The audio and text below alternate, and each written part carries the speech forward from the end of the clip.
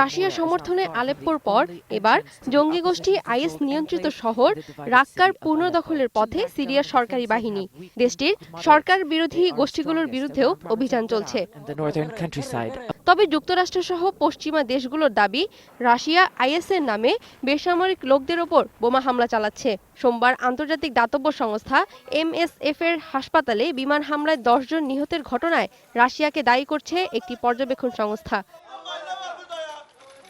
এদিকে সিরিয়ায় অবস্থান করা কুর্দি বিদ্রোহীদের ওপর ভারী গোলাবর্ষণ করেছে তুরস্ক, তার সাথে যোগ দিচ্ছে সৌদি আরবও। তবে পিছু না হটার ঘোষণা দিয়েছে কুর্দি মিলিশিয়ারা। কুর্দিরা যতই বলুক, আমাদের পদক্ষেপে তারা পিছু হটতে বাধ্য হচ্ছে। আইএসের বিরুদ্ধে যুদ্ধে কুর্দিদের সমর্থন দিচ্ছে যুক্তরাষ্ট্র সহ পশ্চিমা দেশগুলো। এই বিষয়ে জাতিসংঘকে উদ্যোগ নেওয়ার আহ্বান জানিয়েছে সিরিয়া।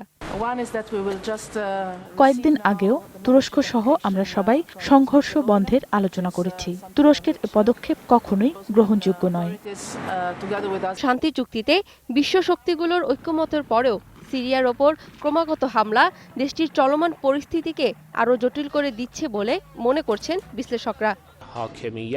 এ পরিস্থিতিতে সিরিয়ায় যুদ্ধবিরতি কখনোই সম্ভব নয়, আর যুদ্ধবিরতি ছাড়া দেশটিতে শান্তি আসবে না। সবার আগে সিরিয়ায় যুদ্ধবিরতি প্রয়োজন। সরকার, বিদ্রোহী সবাইকে একসাথে আলোচনায় বসতে হবে। আর সব মিলিয়ে বড় ধরনের প্রভাব পড়ছে দেশটির বেসামরিক নাগরিকদের ওপর। মহিতুন রিয়া, 21 টেলিভিশন।